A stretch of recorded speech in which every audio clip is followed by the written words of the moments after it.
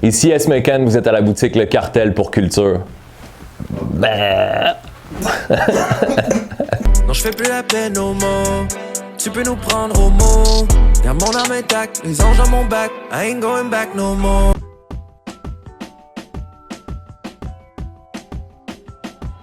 J'étais comme un enfant un peu à part. Mes parents sont séparés jeunes, il y a eu plein de trucs, puis j'étais extrêmement timide, genre. J'étais le kid, si on fait une communication orale, genre je vais pleurer, je vais pas être capable de parler. J'étais comme un peu broken. Un médecin, whatever, il a conseillé à mes parents de inscrivez-le à des cours de théâtre, genre. Faut qu'ils sortent de ça, tu sais. Je suis allé faire ça, puis mon premier spectacle que j'ai fait ever, tu sais, je vais avoir comme, je sais pas, 10 ans, 11 ans. Puis je me souviens juste de sur la scène, le Holy Ghost s'empare de moi, puis je suis plus mes lignes. J'improvise, genre mon personnage improvise. Là, tous les kids, là, j'ai genre, là, j'improvise, là, j'ai des rires dans la salle, j'ai des trucs, tous les autres kids sont shiftés parce qu'ils sont comme...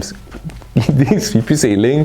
Puis à partir de ce moment-là, j'ai comme trouvé un genre de superpower. Puis vers le milieu de mon parcours de high school, la fin du high school, ça me tentait plus d'être sur la scène. Je me suis mis à juste écrire, puis là c'était comme juste l'écriture. Puis ça a coïncidé avec un été où j'étais super sportif, puis un été où je me suis décrissé la jambe, genre tibia, péroné, je pouvais plus marcher. Fait que j'ai manqué après ça les saisons de sport, les trucs comme ça. Puis ça a coïncidé avec le moment où j'ai commencé à fumer du weed, puis à avoir des expériences psychédéliques. Je faisais de la musique, j'avais des bands, mais j'étais pas très talentueux en musique. J'étais plus comme un fan de musique. Je dépensais mon argent que j'avais pour les lunchs pour la semaine. J'allais au record store le lundi. J'allais spend mon 20$ sur un disque, puis là je passais la semaine avec le disque. T'avais pas YouTube, puis t'avais pas les social networks, puis t'avais pas ces trucs-là. Je suis comme la dernière génération avant que ça arrive. Facebook s'est rentré à la fin de mon high school. Moi, je me souviens de regarder les artistes, puis de chercher dans ce que les artistes me donnaient des réponses, genre à mes questions dans ma vie, tu sais. C'est comme ça que je suis rentré dans le rap, en fait. À la fin de mon adolescence, j'ai comme vraiment cliqué sur le rap.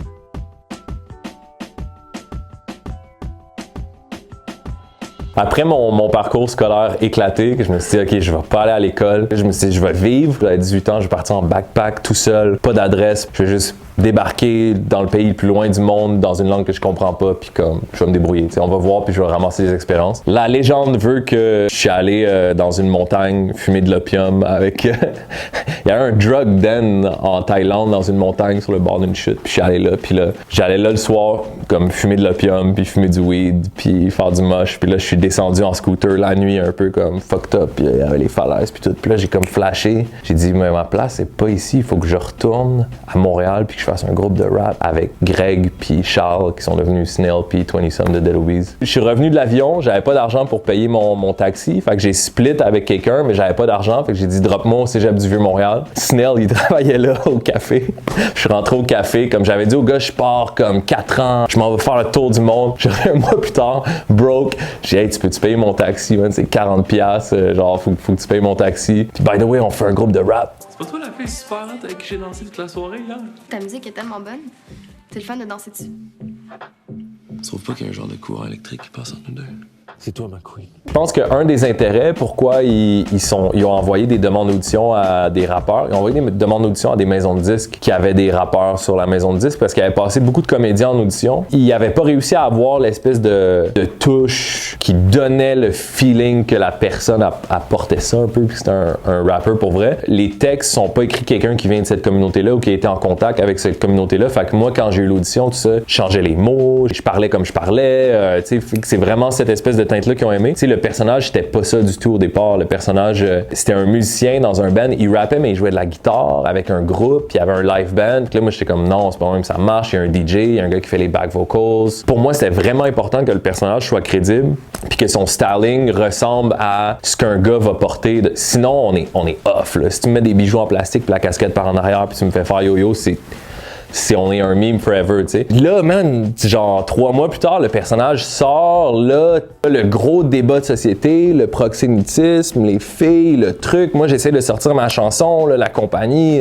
québécois sont comme là, on n'approuve pas ton cover, puis là, le titre, il y avait fugueuse dans le titre, tu peux pas utiliser l'image de la série pour faire full attention parce que là, si on sort la chanson, ça pourrait encourager le proxénétisme, blablabla. Je dis là, non, moi, j'ai composé la chanson avant la série, ils m'ont demandé de sync la chanson, j'ai pris une chanson que j'avais déjà faites. Fait que là, le monde pense que c'est la musique de Damien Stone ou que c'est... Mais c'est le style que moi, j'étais en train de cook up pour mon album puis pour mes trucs. Mais là, il y a eu un petit buzz à un moment donné où tout devenait vraiment excité, les réseaux sociaux devenaient excités, les shows de nouvelles, ça devenait le proxénétisme au Québec, les premières pages. Là, il y avait toute une dimension sociale à ce truc-là. Puis là, ma face, c'était the bad guy. Puis là, je m'en allais sortir des tracks de rap avec le même look que le personnage. Puis là, j'avais comme l'impression comme si le monde allait se dire « Yo, il décroche pas de son personnage, il se prend pour le personnage. » Ce que j'ai essayé de faire après, puis en parlant avec l'agence d'acteurs avec qui j'avais signé, eux ils disaient « Veux-tu jouer encore? T'aimerais-tu ça, être acteur, faire d'autres trucs? » Moi, j'étais comme « Hell yeah, j'adore l'expérience, c'était fou de vivre un truc comme ça. » Ils m'ont dit « Ben nous, ce qu'on te conseille, c'est de faire le plus d'entrevues possible, puis de montrer que, tu sais, t'es pas comme ton personnage, tu sais. » Fait que genre, j'ai essayé de faire un changement de style vraiment vite, tu sais, pour me détacher de cette image-là, puis j'allais sur des plateaux de télé que, avec Dead Obies, ça fait 5 ans qu'on est là, puis qu'on refuse de faire les plateaux, puis qu'on veut pas parler à ce monde-là parce qu'ils parlent pas notre langage. Puis là, tout à coup, j'arrivais sur le plateau, puis j'essayais d'être pas le personnage que j'avais joué, qui était vraiment proche de moi-même, puis ma business était all fucked up, les papiers, les contrats, je me ramassais à rien faire pratiquement quand je voyais qu'il y avait d'autres mondes qui se mettaient de l'argent dans les poches sur les contrats que j'avais signés. Je fais OK, hold up. Puis j'ai callé un peu une pause sur tout. J'ai mis les social networks en pause. J'ai allé chercher du monde de confiance. J'ai rebâti mon équipe. Fait que là, maintenant, je suis artiste indépendant 100% avec juste comme mes partners qui sont comme la famille. Là, je suis en show là, de mettre la nouvelle musique puis de mettre la sauce sur le monde. Là.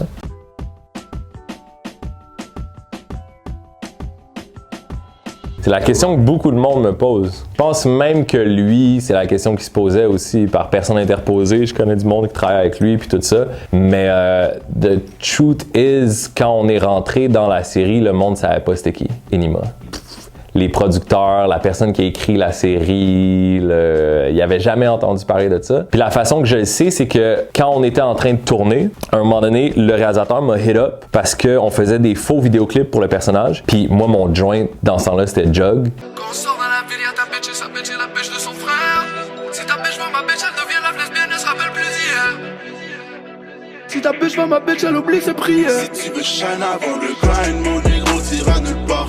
Toujours en train de joke, moi tout ce que je veux c'est ma part. Puis je leur ai montré ce clip-là, puis il n'y avait aucune idée. Ils disaient « Ah, c'est qui ça? Ok, whatever. » tu sais. Mais il n'y avait personne là-dedans qui savait qui c'était. Les gens font les rapprochements qu'ils veulent, mais moi, ce que je sais, c'est comment ça a été écrit. C'est que c'est une femme qui a écrit plusieurs séries sur différents sujets, différents milieux. Puis la façon qu'elle fait, c'est qu'elle voit quelque chose dans les nouvelles, ça l'intéresse, elle fait une recherche là-dessus. Elle a regardé un documentaire aussi qui a été fait comme le step by step, un peu la recette que tout le monde qui est dans ce milieu-là, comment ils managent leur métier. T'sais.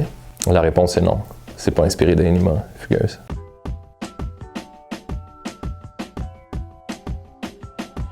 Le fait de me faire appeler pour faire les auditions pour Fugueuse, je me fais juste donner un défi personnel. Puis moi, avec le background que j'ai eu quand j'étais jeune, j'avais tout le temps gardé ça dans ma tête un peu comme est-ce que c'est quelque chose que j'aurais dû faire? Est-ce que c'est quelque chose que je pourrais faire? Finalement, ils ont adoré mon audition. Ils m'ont appelé comme 3 jours plus tard. Ils sont comme t'as le rôle, blablabla. Fait que je vais faire ça. Et là, ce qui s'est passé, c'est que tout à coup, je sors pour la première fois depuis 5 ans de mon mode de travail. Puis là, moi, dans ma tête, je me disais est-ce que je vais avoir l'air d'une joke, d'un faux rappeur dans une émission qui était dans un...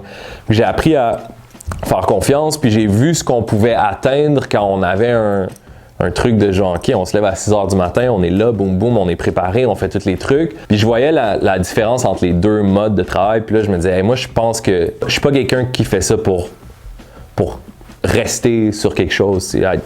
Je chase l'autre step. Puis en parlant avec les gars avec qui je travaillais, j'étais pas à une place où ça me tentait de contrôler la vie de tout le monde, puis de dire ça va marcher comme ça, puis ça va être ça. Fait que c'était comme, OK, ben moi, je vais step out de ça, puis je vais aller comme faire mes trucs on my own, tu sais. C'était avant que la chanson Désirée sorte, c'était avant que la série explose. On l'a juste annoncé vraiment plus tard parce que la priorité c'était que le groupe reste fort puis pas niquer la wave. Il y avait un autre album à préparer puis tout ça. Fait que c'est comme OK, on va l'annoncer quand vous êtes prêts, que moi je vais sur mon propre chemin puis tout ça. Je sortais une chanson, ça faisait 30 000 vues ou quelque chose comme ça, tu sais. Ça faisait 30 000 vues puis tout le monde disait c'est la meilleure affaire au monde, il n'y avait pas de hate, whatever. Puis là, après tu sors une chanson puis là ça fait... Là, on s'est ramassé numéro 1 au Canada entre The Weeknd puis Drake cette journée-là. Puis là, j'étais Puis je venais de là d'annoncer au gars que je quittais le groupe puis tout. Puis j'étais comme, oh man, I look like a dick right now. I'm good because I know the story, tu sais. Puis genre, je sais c'est quoi les motivations, puis c'est quoi la vérité là-dedans. Puis je pense que les gens se posent beaucoup de questions aussi parce qu'ils aimeraient ça savoir qu'est-ce qui se passe. Tu sais, je me suis dit que j'allais jamais dire les raisons non plus, vraiment. C'est sûr que c'est à cause des raisons négatives, tu sais. Je veux pas aller out there puis dire des trucs négatifs sur les autres.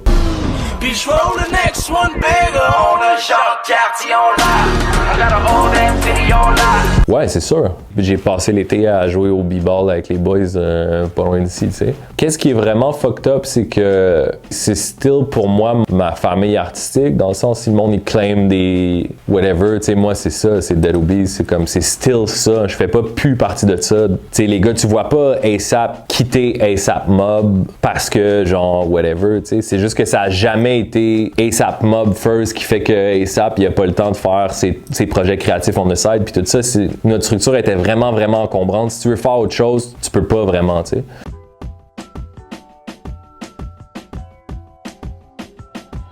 Moi, j'ai appris le rap en français en écoutant les verses à Ken Lo qui faisait rimer une phrase en anglais puis une phrase en français, tu sais. Quand on est arrivé dans le mainstream, là, il y a eu la controverse du franglais. Puis là, pendant un été, il y a tout le temps ça au Québec, là, il y a une controverse là, de un été. Là, c'est la fin du monde, cette affaire-là. Et là, la controverse, c'était Dead Obies va tuer la culture québécoise. Le franglais, c'est super dangereux. Puis à travers tout ça, on a quand même eu la chance de s'exprimer sur la mixité culturelle qui est pour moi tellement riche puis tellement importante. C'est comme ça que la nature fonctionne. T'aurais pas d'eau si l'hydrogène puis l'oxygène se mélangeaient pas, puis c'est deux trucs différents. Tu comprends? C'est la source de la vie, ces mélanges-là. Puis on a répondu à des lettres ouvertes, on s'est ramassé à Tout le monde en parle, on a parlé contre. Puis je me souviens de finir l'entrevue à Tout le monde en parle, puis on parlait contre des journalistes qui ont étudié à Columbia University. Le monde est venu me voir après Tout le monde en parle, puis était comme, hey, bravo messieurs, très bonne entrevue. Vous êtes allés à l'université. J'étais comme, non.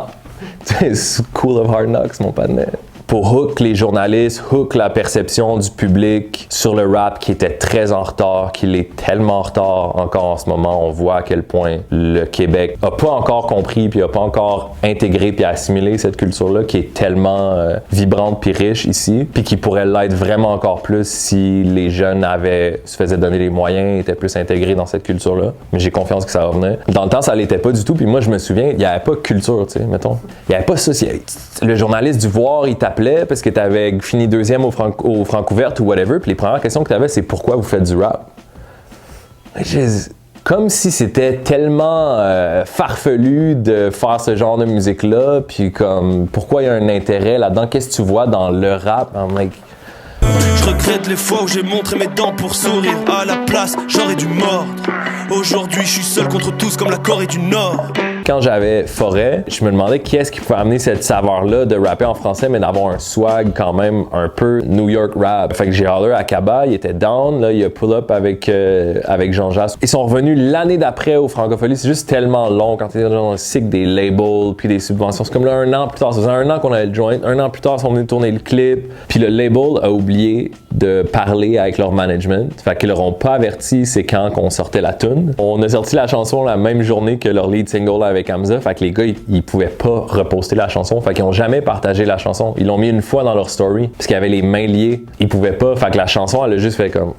Ils pouvaient pas promote une autre chanson que la leur, qui est leur plus gros single, pour push leur album qui s'en vient. Le management avait parlé avec mon management, puis était comme, OK, qu'est-ce que vous faites? C'est quasiment vu comme t'essayes de leur voler leur hype un petit peu pendant qu'ils sont en train, mais c'était pas ça du tout. Mais moi, je savais pas. Ce track-là, il y avait un gros potentiel de reach. T'sais, on venait de lancer Désiré, c'est notre deuxième chanson. Fait que c'est le deuxième step qui aurait comme monté un peu le monde dans le buzz. Puis là, ça a juste fait comme...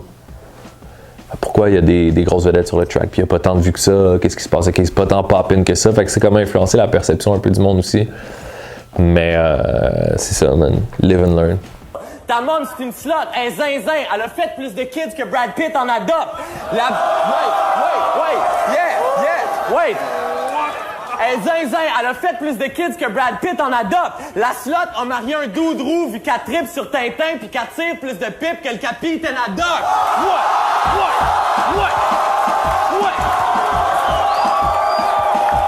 Ouais. c'était vraiment nice. En 2011, là, il y a eu un portal genre dans l'univers qui s'est ouvert. C'était fucking crazy. J'ai rencontré tout le monde avec qui j'allais faire Dead Obies. Il y avait les Word Up Battles qui partaient en même temps, qui se mettaient sur YouTube. Puis là, tout à coup, t'avais un réseau pour te faire connaître. Au début, c'était vraiment comme vrai puis important. Tu sais, on écoutait ça pour savoir okay, qui est vraiment le meilleur MC, qui est crédible, quelle musique on devrait écouter. C'est devenu un peu moins ça par la suite quand tout le monde s'est rendu compte que c'est pas parce que t'es capable de dominer quelqu'un en battle que tu vas avoir une carrière musicale nécessairement. Cette époque-là était super intense, on suivait ça super intense, puis en même temps, parallèlement, t'avais la scène des Heartbeat, qui étaient les battles de beat. Mais là, t'avais Kaytranada, High Classified, Vince de Dead Obies, toute l'espèce de communauté qui se rencontrait en temps réel, genre...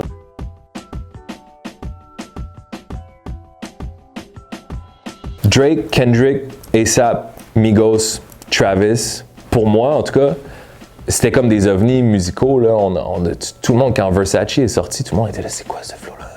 Des genres de triolets comme ça, mais c'était pas old school. Là, avec les beats qui venaient de Houston puis d'Atlanta, tout le monde se prenait une claque. Puis le premier projet qu'on a fait de Dead Obies, surtout on écoutait le premier mixtape, le premier album, c'est juste awkward, c'est strange, puis c'est vraiment original. Actually, tu retournes écouter, puis c'est comme... Il y a des trucs qui passent un peu moins bien au niveau du rap, mais au niveau de l'univers et de la musicalité, c'était comme vraiment avant-garde. Mais nous, on essayait juste de copier A$AP puis Travis puis ces gars-là, mais il n'y avait pas de YouTube tutorial sur comment faire un beat. Fait qu'on avait de la MPC, les samples, les trucs. C'est comme un mélange de plein d'influences. Merci. Respect. Respect à toi. Merci pour l'invitation. Longue vie. Longue vie à la culture. Yeah, for sure. Non, je fais plus la peine aux mots. Tu peux nous prendre au mot. Y'a mon arme intacte, les anges dans mon bac. I ain't going back no more. Motoralement, aucune limite. Y'a que des 10 dans mon panorama. Pris pour que mon aura brille autour de moi. Beaucoup de drip pour que mes soucis se noient. J't'attendrai toujours.